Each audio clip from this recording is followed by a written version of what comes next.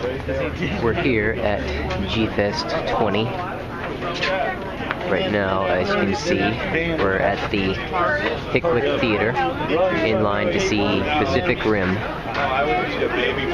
The line's moving pretty good.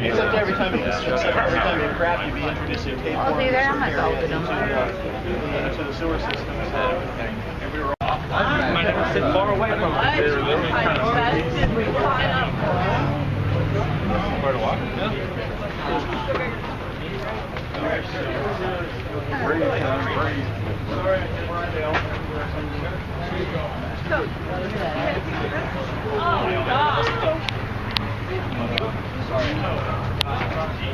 I'm sorry. All right. Well, you don't have to. No, All right, you ran in there, Really? They changed the seats and everything. Wow, that Florida's a sticking hole. It's like last call for amazing. I'm kind of sad, but no, I really needed to sit there.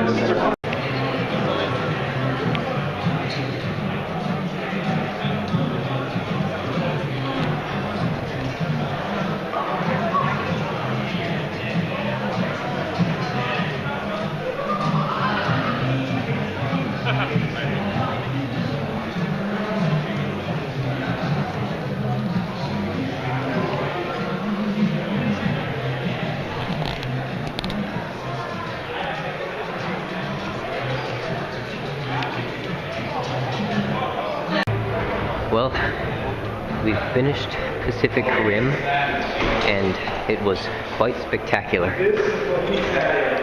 Now heading back to our hotel room, and looking forward to tomorrow, I must say.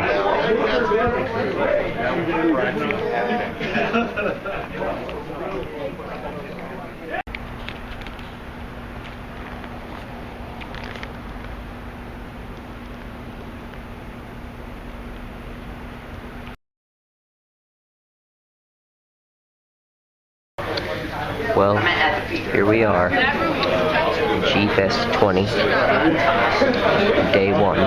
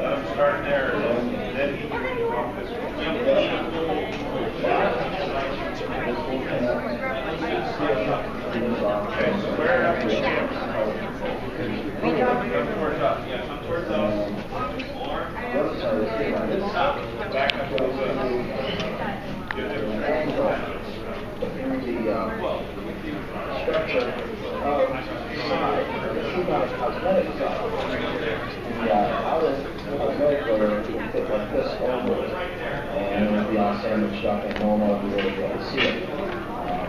That's that. So,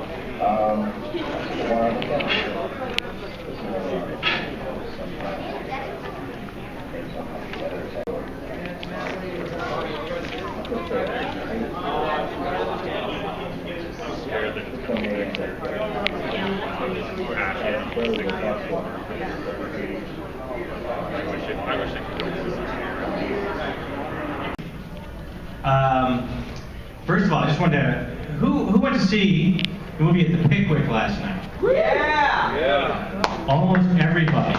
Who went back here? Okay, all right. There were 2 people sitting behind my daughter and I in the theater last night who were drunk and cursing through the whole movie, so it kind of colored our perception of it. I hope those people are not in this room. Fortunately, the theater was dark and could not see them. But they weren't even, if you're going to curse, at least make it clever, It's just cursing for cursing's sake. So, oh, is that you? Real quick. Having not seen the film yet, how spoiler heavy are we going to get extremely? I was going to ask, who hasn't seen it? Is anybody besides this gentleman here who has not seen it? Wow, that's quite a few. And I don't care if there are spoilers. I don't care if there's spoilers, I do. We're all gonna sit. We're all gonna go. The movie's pre-spoiled. It's horrible. No, I'm just kidding. I agree. Okay, we'll get to that. But okay, who is going to be offended by spoilers? I'll see you later. Well, there's giant monsters and they fight with a robot. I mean, that's pretty much it for 2 hours and 20 minutes. So So it's Ultraman. It's Ultraman. yeah, there's another panel tomorrow, by the way. So okay, so I guess we just got one who's. Anybody else have a concern about it? Because we can kind of avoid maybe some. I don't think there's anything really earth-shattering that happens in the movie that's going to spoil your appreciation that we might talk about. So, kind of get this out of the way first. Just kind of get a feel for the crowd. You know, you get your standard 1, 2, 3, or 4-star rating. 4 being one of the best movies you've ever seen. It changed your life. 3 being, hey, it was good. You know, it was great. You know, I enjoyed it, but it wasn't the best movie I've ever seen. And 2 being fair, and of course 1 star being horrible. How many people here would give it the proverbial 4-star rating? They loved it. Okay, we got 5. All right, could you up again just real quick so I get a better feel? So roughly half of the crowd in the 3-star rating. Okay, 2, and okay, and how many people hated it? Oh, there's no hate. I thought you said you didn't like it. I'm definitely in the 2 range. Oh, okay. I'll explain that. Okay. Anyway, I took some notes last night after I got done, just to have some things to talk about, because I kind of had a feeling that I didn't know if anybody else was going to sign up for this. And I'm just going to give my kind of overall impression of the film, and then we'll just kind of open it up for everybody to speak whatever they want to say about it. I enjoyed it, had a good time, it was fun. I was entertained, except for the clowns behind me, for the 2 hours and 20 minutes that it was. I thought it was a little long, it didn't need to be that long. The main thing that I was somewhat disappointed in is, whenever you watch, typically when you watch a Godzilla movie, you have a clear idea who the opponent is, you have a clear arc where you kind of build up, where you can't wait for this eventual monster battle, and your stakes, you're really invested in how all that's going to turn out. Where this was just like, it kept one battle, another battle, another battle, another battle, and I didn't have a sense of that clear, sense of anticipation where you're rooting for somebody or not. Because the kaiju, the monsters themselves to me were kind of faceless and kind of generic, and they didn't really have a sense of what they were. I mean, if you think about Godzilla's foes like Mothra or Ghidorah or Anguillus, you have a clear idea what they look like, what they're all about, what the different monster powers are, and what their attributes are, and even what their personalities are. And that was the main thing I thought was lacking from last night's movie. I kind of equated, it's like looking at going back to the 70s, the Rocky films. The first 2 Rocky movies are great, and the third one eventually turned into, to me, Rocky movies became like a Godzilla movie. You're waiting for Rocky to fight the other monster by the end of the movie. But at least you had that sense of anticipation where you all built up and you're cheering by the end of the film. I didn't get that from Pacific Rim, and maybe that's just me. But other than that, I certainly wasn't bored. It was certainly loud. The subwoofer kicked in an awful lot during the film. So I don't know what it was like at the Pickwick, but I saw a movie called The Sound was tremendous over there. It was insanely loud, but that's okay. That's part of what I do is sound mixing and music. So anyway, I will. Before we turn on everybody else, if you guys want to chime in what you guys thought. What did you think, Chris? All right, my opinion, there are only 2 kinds of giant monster movies, those made in the tradition of King Kong and those made in the tradition of Godzilla. And I feel as though this was the first big-budget Hollywood movie made in the tradition of Godzilla, so that's definitely a step in the right direction. But kind of as what he was saying with the kaiju diversity, they all had different forms, but they were all kind of the same coloration. And I suppose they wanted all the monsters to feel as though they were cut from the same cloth, but I didn't really see that as necessary. Okay. I am of the complete opposite spectrum of most people in this room. When I was sitting through the movie, Very opening scene, the monologue at the very beginning had me hooked. I didn't want to see the movie at first. I got talked into going with my buddy Greg. And I thought, when it first started, the scene where the monster's destroying the bridge, all the good scenery and everything, I was like, you know what, I was wrong. And then the rest of the movie started. And it just felt really cliched. I mean, I counted like maybe 3 takes from Independence Day. I mean, we got the Independence Day speech. The end where the bomb goes off in the Jaeger and the aliens just kind of sitting there looking at it. I mean, come on, son. We saw cliched things from like Deep Blue Sea, you know, the guys talking, and I knew instantly as soon as he turned around it was going to get up and eat him. I don't know. I had more expectations from Guillermo del Toro, who was doing this film as a way to bring newer fans who might not be Godzilla fans, as say all of us who've seen all the Japanese stuff. You got a lot of new kids who've never been into it, but if they see this movie, they see these trailers, they want their parents to take it to them, they learn about kaiju, gets them into the fandom, right? I feel like you might have done a disservice because now you're going to have a whole new generation who are going to love this film, and they're going to look at, I want to see the monsters all CG, look like that, they look like those monsters, they gotta fight those robots. I don't know that they'd have the same appreciation that all of us do for monsters that were rubber suit men, and things that we grew to love about the series. And the whole movie, I felt there was so many cliched themes. I mean, he practically picked up the lead hero from Megaguirus, the female soldier whose family or friend was killed by a monster and now is on some mission of revenge and is going to take it out on the monsters by becoming a soldier and getting back at them. I mean, there's just a lot of cliche things in there that I thought it was going to go in one direction. I was expecting this is the world's response to monsters. You're going to get the different governments. You know, you have the Chinese Jaeger, the American Jaeger, you have, you know, like, what were the other countries? They had a German one. Australia. Yes, Russian one. But that just kind of was there for a good 15 minutes, and then they're like, oh, we're shutting your program down, you know, do what you want while you still got some funding.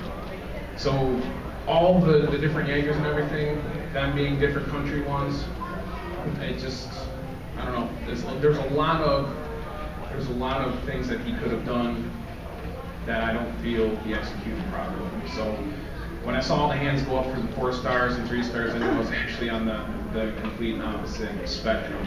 There was good stuff like Idris Elba, great acting. It was nice to see.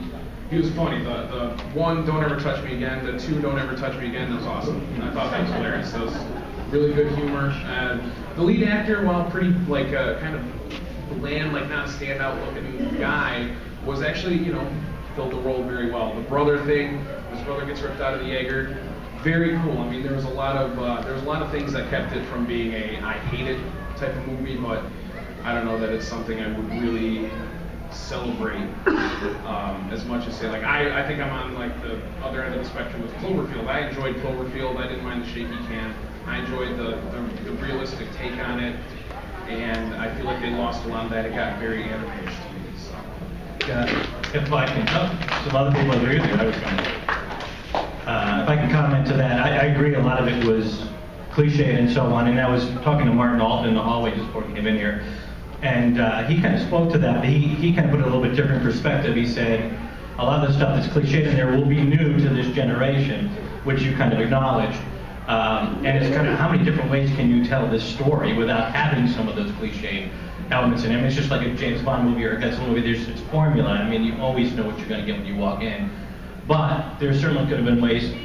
I don't disagree with any of your criticisms.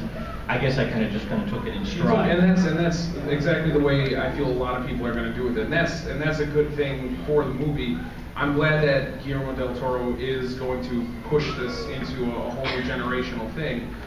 I feel though that what he was hoping to accomplish, it might not do any harm at all. It might get people into it, but the way I saw it could do a little more harm than good. That's what people are going to expect. They're going to see generic video game looking monsters that are going to fight very, very good looking robots. That was the other thing I kind of noticed. The CG was not as precise as like I expected it to be. There's a couple of scenes that just were, it just looked like cutaway scenes from a video game. So, I mean, that was one of my other gripes that I failed to mention. But I mean, there was good points to it.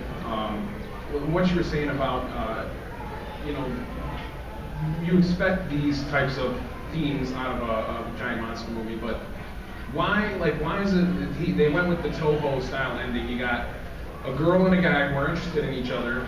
You didn't go with the James Cameron ending where they fall in love, which is always good, but you know, it just seems like a lot of these guys always end up getting stuck in the friend zone with each other. You got the guy and the girl who, you know, they got this whole thing going on the whole time. She's peeking at him through the peephole in his door. That wasn't weird, but you know, it was a good character. I really enjoyed her character. Actually, I felt like she managed to still be tough but remain feminine. You don't see that a lot. You usually get like this bodybuilding type of female who's like pretty one-dimensional. I felt she was a very three-dimensional character. She had a lot of different aspects.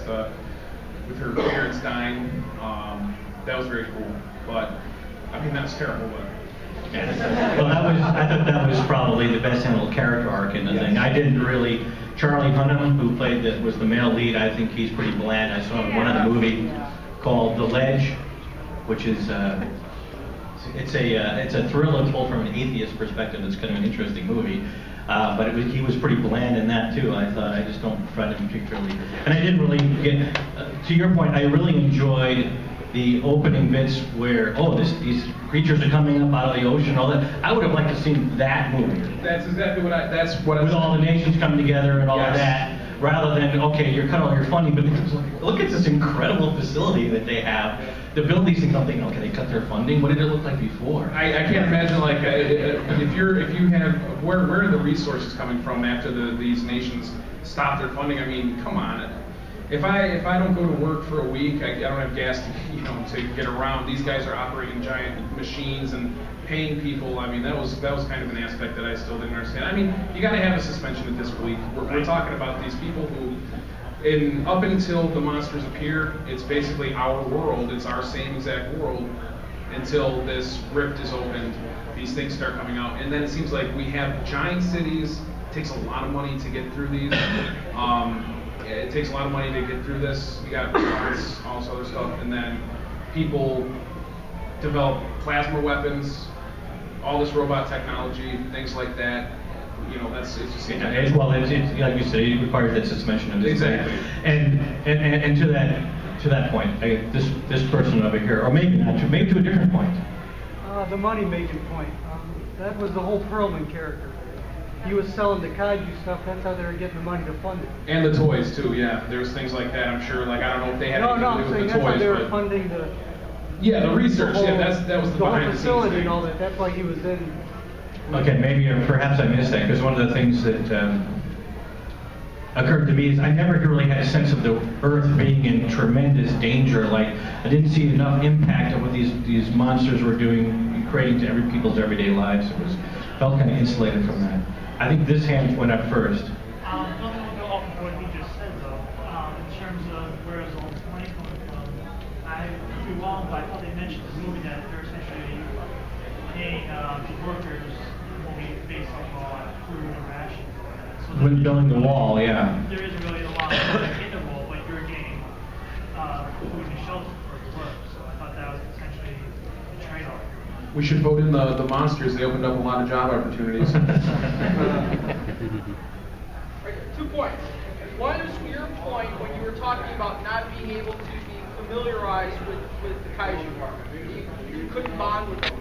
Perhaps that's because we've had all the other kaiju for almost the last 60 years to get used to and see over and over again. This is the first time we've seen these characters, so there really wasn't enough time to bond with them and pick a favorite or whatnot. That's just my thought on that. And for your point regarding, trying to get guys into the new people into the genre, if you think about it, if you think about your TV listings. When I was a kid, it was good to see at least one Godzilla film once a month somewhere on the dial. Nowadays, you can't find it, and if you look at the video store, there's hardly anything there. You look on Netflix, there's maybe 3 Godzilla movies instead of all of them. So if this gets more people into it, it's probably what the ultimate true goal of this movie is going to be. Maybe we'll get Monster Vision back. We can only hope. Well, that could, absolutely. And to your point, I kind of agree. I think as part of it, they had, I think 7, I was reading up on it last night just to take some notes for today. There's 7 different monsters in this. And I was sitting there racking my brain trying to remember, okay, I can't remember that one, I kind of remember that one. And I think it would possibly would have been better if they just concentrated on 1 or 2 or 3. Then again, you would have had that sense of stakes building, and you really want to see them beat the crap out of this monster by the end of it, you know. Okay. And to add on to your original point as well as to his point, the big difference between American kaiju films and Japanese has always been pointed out that Japanese kaiju films, the monsters always had a very specific origin, even if they were horrible monsters to begin with. Horrible idea. The American films have been just the opposite. We never knew where the monsters came from or cared about them. Even if it came from outer space or if it was the alien from the alien movies, we never got a sense of what these monsters had as an origin. And that's been the American downfall of science fiction. We got into the science, the special effects, we got into the man versus the creature thing, but we never got to know why the creature was doing what it was doing. Yeah, interesting. And the other thing I would say, the big difference between Japanese and American is that even in this one, it's a military know-how will eventually destroy them. In the Japanese, that wasn't always necessarily the case. I think you were.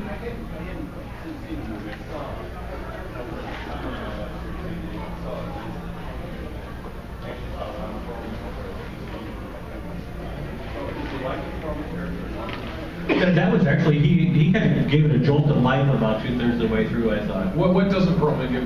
Perlman always gives a great performance. Especially about the 2-way bridge. Yeah, he pointed out some important piece of exposition there. Yeah, it was kind of interesting to see that because I thought the other 2 comic relief characters were way over the top. Why did they talk so fast? The scientist character played both of them. It would have been better if there was at least a comic. No, I didn't understand like at least 40% of their dialogue. Well, it's exposition. They don't want you to worry about it. I'm sorry. I just wanted our other panelists over here kind of maybe get into. Yeah. Anyone else get flashbacks to Mendel Craven watching that movie? Yes. I thought it was the same guy for a moment. Oh, I'm sorry. Mendel Craven from G98. Okay. Yeah. When I saw the highlights last year, there's one scene where they, 2 guys are in the robot, and it's alluded that they have to have 2 people in there, and I looked at my daughter and said, well, that means that one of these guys are going to die. It's going to be the other guy. So did that happen? Yeah. Yeah, but it's all in the first 5 minutes of the movie, so I'm not really spoiling it for any of you. Yeah, it's I'm sorry, I was behind you there. No, behind you. No, you. Thanks for everyone's opinions, because we're all big fans of the genre, but I think the film, I'm a 3, and I'm not a 4 because I'm old school. I like guys in suits. But I think they did a good job of front-loading it with a kind of a Night of the Living Dead thing. You're late. This is a newscast. We're being invaded by giant monsters. There's a small army that's assembled from each of the nations. We put together these giant robots to battle these things. And yeah, I think the kaiju were a little flat and nondescript because they, I guess, were supposed to be clones.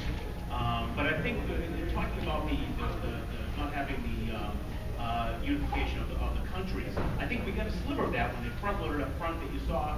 You got to love a film when you walk in and 7 seconds later you get a monster. I mean, come on, that's great. And if you do like your monster dollars, if you pay $10, how many monsters we got? 7 monsters, how many robots? Oh yeah. About the same. That's like 17 cents a monster. That's pretty good.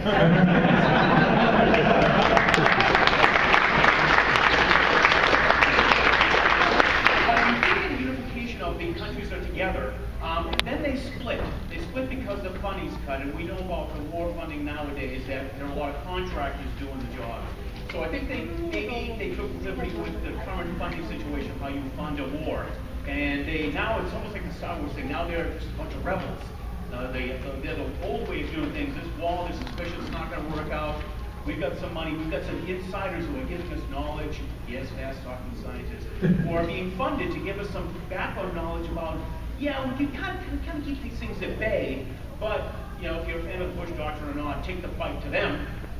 Whatever funding you have, and put the fight to them, have them fight in their territory. I think they did a good job of explaining that, you know, warfare is just a bunch of people doing things on short money. Right, and well, and that was definitely one thing that that's what when I say that they kind of went lacking on the different countries. That's what I was hoping for. I was hoping for a diversity amongst the pilots. Like I was hoping, like, you know, you got the Chinese guys. So there's 3 of them. That was really cool, but I expected, like, I was hoping for more, like, of a fleshed out story arc of the different countries, their styles. Like, I thought each different country, each nation was going to have their own specific one, their own specific way of doing things. I thought that would have been a great way to really flesh out the Jaegers, make them all stand apart. And then when you do bring them together, you have this story arc of, you know, we have to bring all these different kinds of people together, not only in, you know, the Jaegers themselves, but, you know, when you put them on a team together. So that just, I feel like that was something that was kind of underfueled in the story itself with the Jaegers. But, you know, they did, my favorite characters were the Russian pilots and the Chinese pilots and things like that. It was cool to see them get the action, to see how they, you know, did it themselves. That was very good. Just wanted to say, I agree with much of what you're saying. I would have found that movie more interesting than what we saw. I would rather see how these people are going to try to work together and make all this. But that was not the movie we were presented with. So I'm trying to take it on its own terms. And did it work as that? It is an action movie and all that. Like I said, I wasn't bored for 2 hours and 20 minutes. I would have liked things to be different, but I take all your points. I think they're valid, and I would have been more interested to see, like I said, what they covered in 5 minutes worth of CNN and Fox News broadcast, whatever they do now in movies where they just kind of, here, it's on the news, and we'll give you all exposition in 3 minutes. That was what was really interesting to me, and I would have liked to see more of that. But again, that's not the film we saw. That was May. Okay, I don't know. I think this man here in the middle, yeah. Can you speak up a little bit? I thought the film hit the ground running a little too fast. I wanted a little more build up, some of the dread and foreboding of what was actually happening to the world, and instead of just being thrust into that environment. It was great action right up front, but I wanted a little more back-end explanation. I want to kind of live in that world and know what the stakes are before I get hit over the head with all the. I think is what. I kind of agree with that, but I don't know. I don't know if that's really trendy these days. I mean, we live in a world where we were caught off guard by something like September 11th. I mean, that's something that you can use like a memory recall to build up to that. We were caught off guard by something like that, and you can. That's what I expected from this movie. I expected like to be, you know, to be like, wow, this is exactly what it would have been like. You know, this is really frightening. And yeah. Yeah, let's get some more. There's got a bunch of hands up. Go ahead. Can I just say one of the biggest things I liked about the movie that a lot of summer movies seem to have a mistake of? Like, I think one of the reasons they flash forward so far forward was so they can actually end things and not just leave it open for a sequel, which so many summer blockbusters do. They leave it open for a sequel, and then it's like not its own story. But the fact that they did this, I think, gives it a lot of credit. It's like a standalone film there. Yeah, I noticed. I think one of the reviews I was reading last night kind of pointed out the same thing. It was its own self-contained story rather than just this is part one of who knows. It's always a trilogy. It's always a trilogy. So a complaint and a good thing. The complaint is I'm tired of kaiju showing up in the dark in the rain. I said the same thing at last battle. The action is so fast you can't see who's grabbing who. And someone said they're flat. They're not flat. You just can't see them. Does anyone know if this movie's worth seeing in 3D? Is it actually? I saw it 3D last night. Is it film 3D or process? It's process, but it was actually very good process 3D. If I can just kind of jump on your first one, and I'll let you get back to your second one. I felt the same way, even in 3D or whatever. It's like, can they pull the camera back just a little bit so I can see what the hell is going on? everything is framed in close-up. Now, it isn't as bad as some films where it's just like, not only do you have everything framed in close-up, the camera's on a bungee and jumping all over, and then they edit it in a blender, you know? The Transformers series. Yeah, I saw the first one and thought it was so bad, I never saw any of the other ones.